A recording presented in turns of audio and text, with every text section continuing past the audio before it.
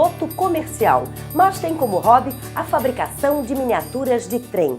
Eu converso hoje com o colecionador Armando Reimer. O Palavra Aberta já está no ar.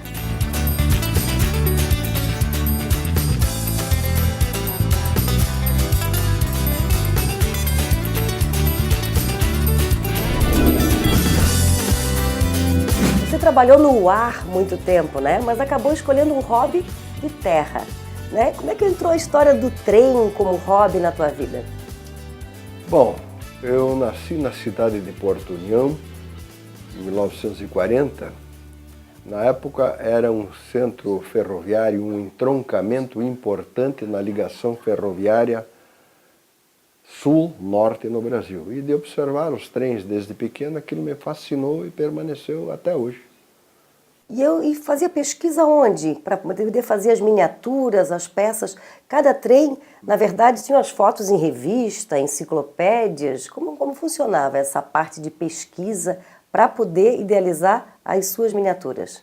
A fase de começar a construir começou depois dos meus 40 anos de idade, 40, 45. Quando eu consegui recursos, né, financeiros para poder comprar miniaturas, então eu comecei a comprá-las dos 25 anos em diante, mas depois eu resolvi começar a construí-las. E subsídios existem muitos, no Brasil não tanto, mas eu recebia revistas americanas e alemãs e também livros, e ali o material está disponível para quem se dedica a tentar construir, né, miniaturas sobre trem, que lá o hobby do ferro e modelismo é muito difundido. E essa observação de conhecer um pouco o funcionamento de cada meio de transporte, isso também te levou à aviação muito jovem. Como entrou com a aviação com 20 anos, foi por acaso ou te sonhava realmente em ser piloto? Bom, a maioria dos rapazes tem esse sonho de ser piloto, astronauta, isso é uma coisa mais ou menos natural.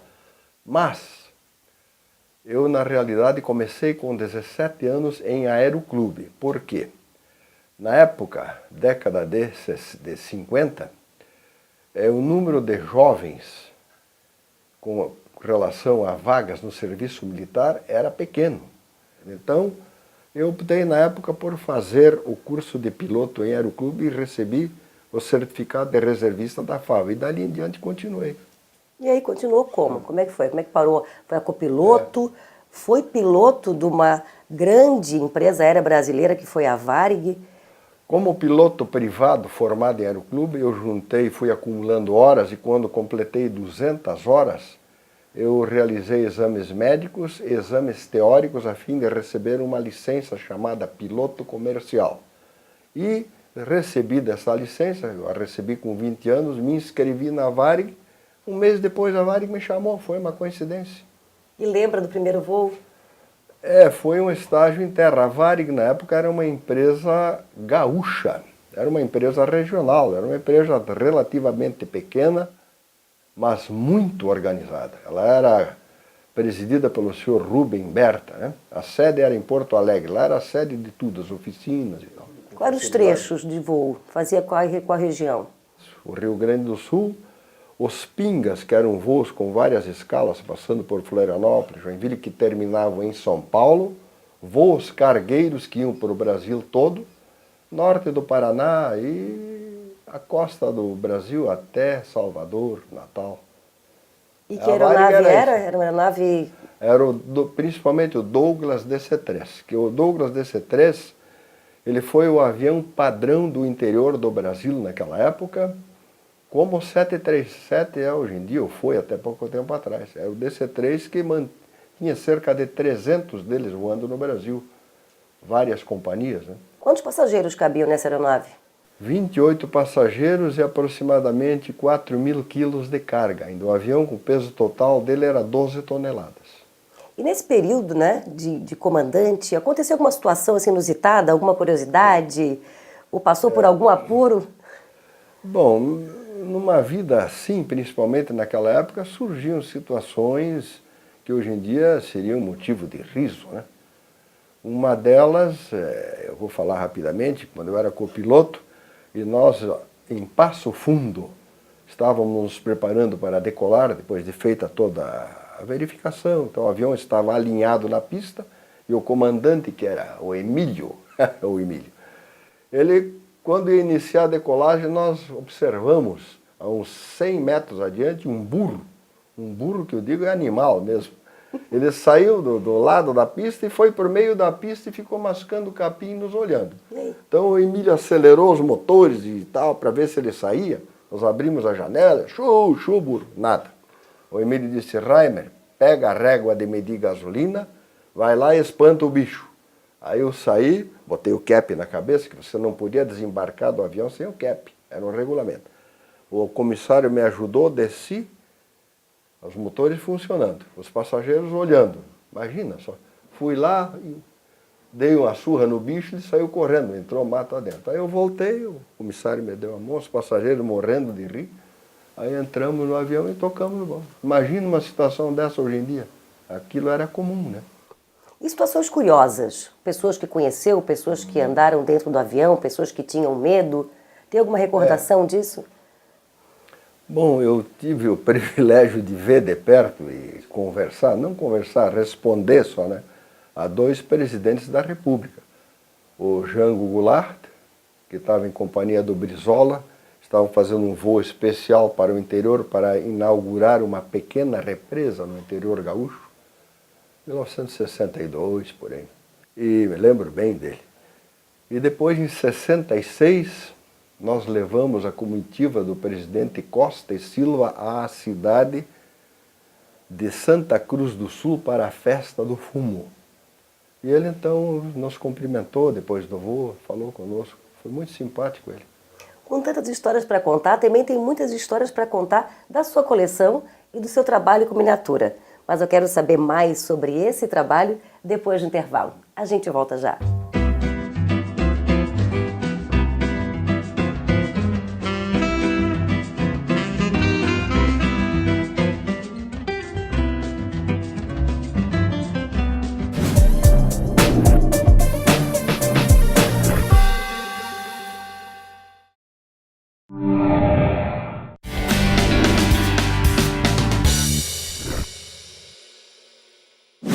E a entrevista segue com o colecionador e fabricante de miniaturas de trem, o senhor Armando Reimer.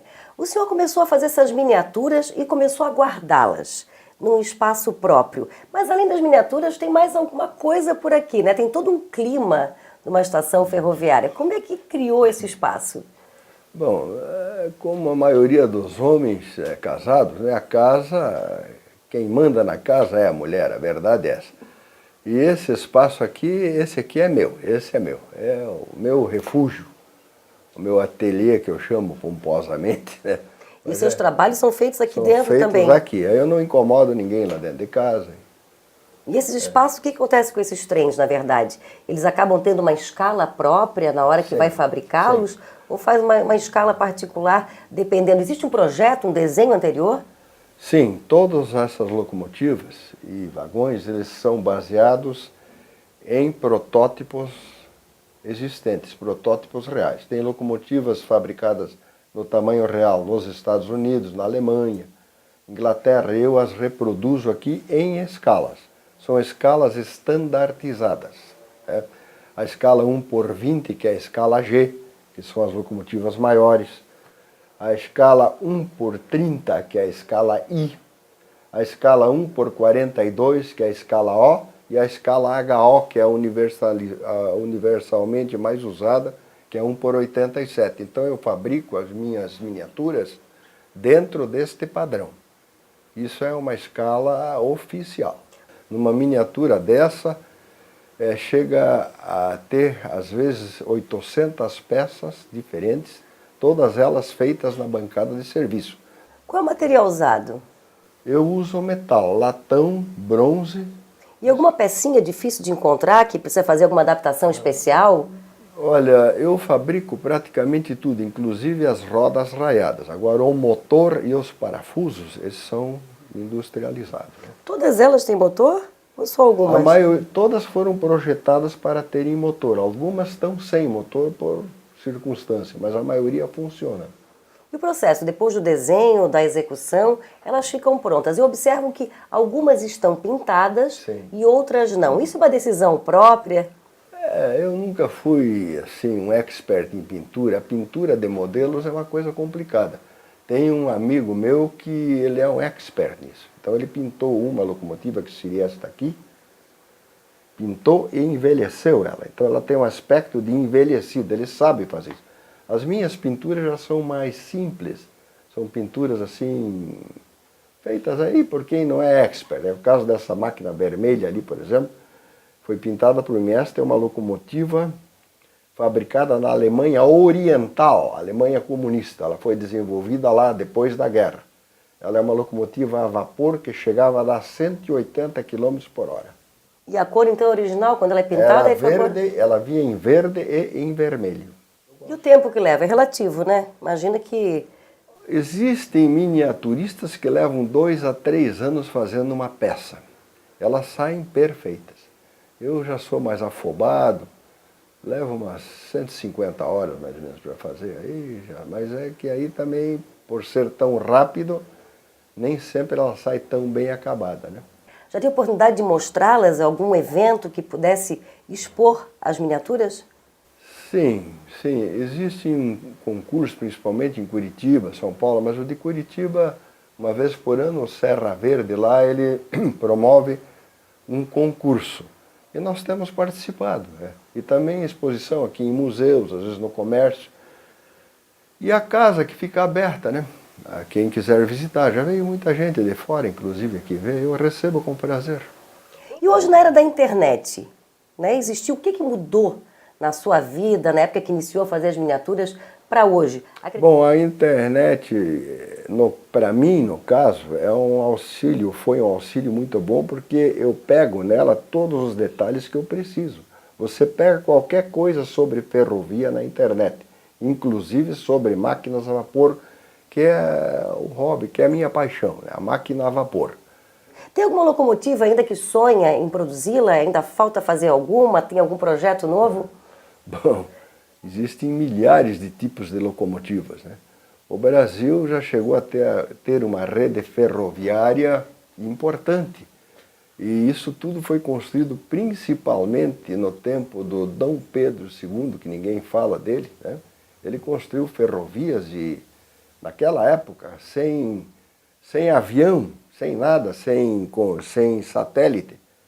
Os engenheiros ferroviários usavam o piqueteamento e o teodolito para realizar essas obras.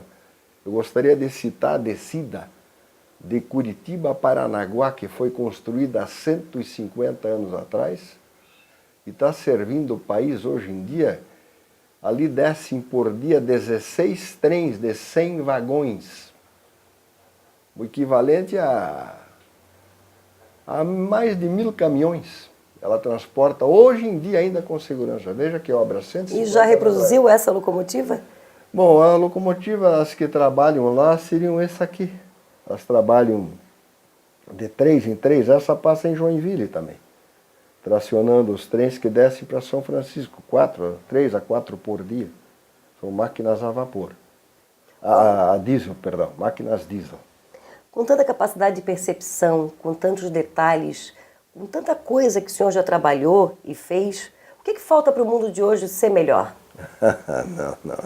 Isso aí, eu acho que ninguém é capaz de poder dizer isso com precisão.